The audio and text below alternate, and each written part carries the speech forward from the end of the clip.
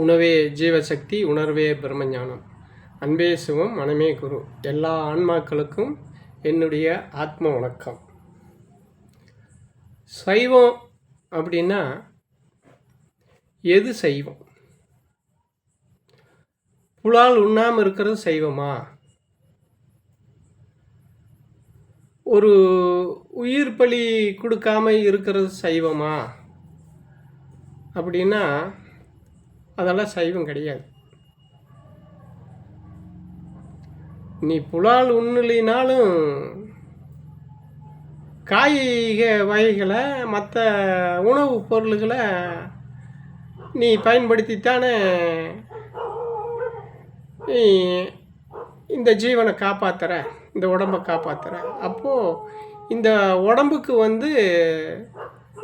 சைவம் அப்படின்னு சொன்னால் அது புலால் தான் அசைவம், இதெல்லாம் சைவம் அப்படின்னு சொல்லிட முடியாது.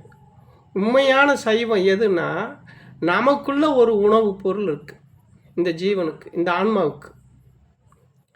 அந்த பொருள் நீ என்னைக்கு அதை நீ உட்கொள்ளறையோ, அதை நீ அதை சாப்பிட்றதுக்கு உனக்கு வாய்ப்பு கிடைக்குதோ, அது வரைக்குமே நீ அசைவந்தான். ஆடு மாடுகளை வெட்டினாலும் அது ஜீவகாரணியம் கிடையாது. காய்கறிகளை நீ சாப்பிட்டாலுமே அது ஜீவகாரணியம் கிடையாது. ஏன்னா நம்ம சித்தாந்தப்படி,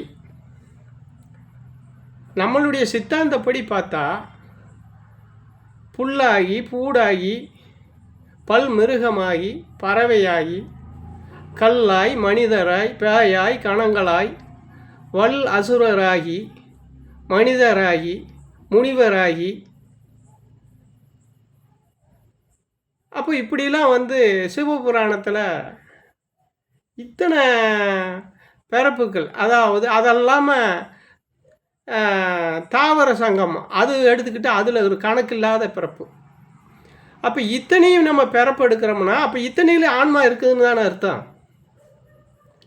அப்போ இந்த ஆன்மா அதுக்குள்ளே இருக்கும்போது ஒரு செடிக்குள்ளே, ஒரு புல்லுக்குள்ளே ஆன்மா இருக்குது, ஒரு புழுவுக்குள்ளே ஆன்மா இருக்குது. அப்போ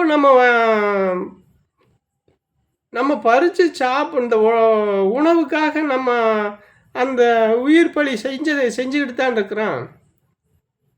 ஒரு காயை பறித்தா அதில் ஆன்மா இருக்குது. அப்போ அது ஜீவகாரணியத்தில் சேருமானா சேராது.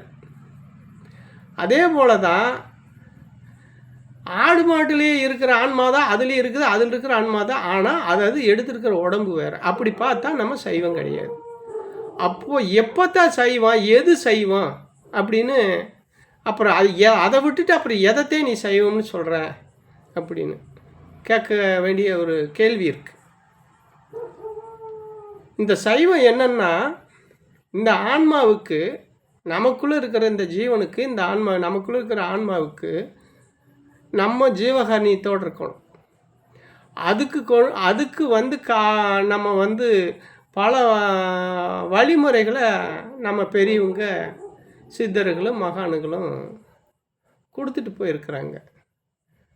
அந்த ஜீவகாரணியம்னா நம்ம செய்கிற பாடமும் நம்மக்குள்ளே இருக்கிற ஆதாரங்களை பயன்படுத்தி நம்ம தினம் அந்த ஜீவகாரணியத்தை அதுதான் ஜீவகாரணியம். நம்மளுடைய ஆன்மாவுக்கு தினம் நம்ம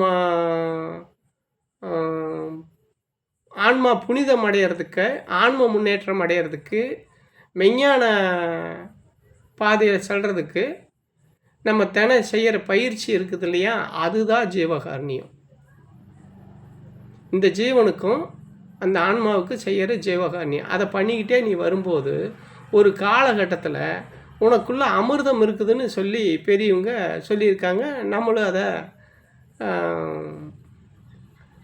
பெரியவங்க சொல்லி கேட்டிருக்கோம். அப்போ அந்த அமிர்தம் நீ இந்த உன்னுடைய ஜீவனுக்கு, உன்னுடைய ஆன்மாவுக்கு நீ இதை பயன்படுத்தி இதை ஜீவகாரணியத்தோட தினம் நீ இந்த பயிற்சியை செய்கிறது தான் ஜீவகாரணியம். அது வரைக்கும் நீ வந்து சைவந்தம் கிடையாது. அப்படி பண்ணி பண்ணி ஒரு நம்ம உச்சி பகுதியில் அந்த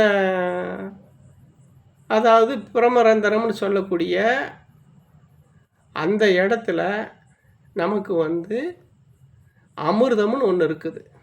அதுதான் ஜீவ அமிர்தம். இந்த ஜீவனுக்கிட்ட இருக்கிற அமிர்தம்.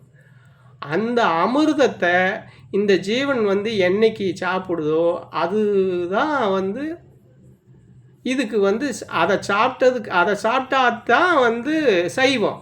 அதை சாப்பிட்டு இங்கே இருக்கிற இந்த உணவு, இந்த இக உலகத்தில் இருக்கிற இந்த உணவுகளை எப்போ நிறுத்துதோ அப்போத்தான் இது சைவமாகுமே தவிர, அது வரைக்கும் இது அசைவம் தானே தவிர, நம்ம இப்போ இருக்கிறது எல்லாமே புலால் ஒன்றத்தே நம்ம ஒதுக்குறோமே தவிர மிச்சமெல்லாம் நம்ம ஜீவகாரணியத்தில் இல்லை. அப்போ அந்த ஜீவகாரணியத்தில் நம்ம ஆன்மாவுக்கு, நம்ம உடம்புக்கு நம்ம செஞ்சு அந்த அமிர்தம் நமக்குள்ளே சுரந்து, அந்த அமிர்தம் என்னைக்கு அந்த அமிர்தத்தை இந்த உடம்பு, இந்த ஆன்மா பயன்படுத்துதோ அன்னைக்கு தான் இது வந்து உண்மையான சைவம்.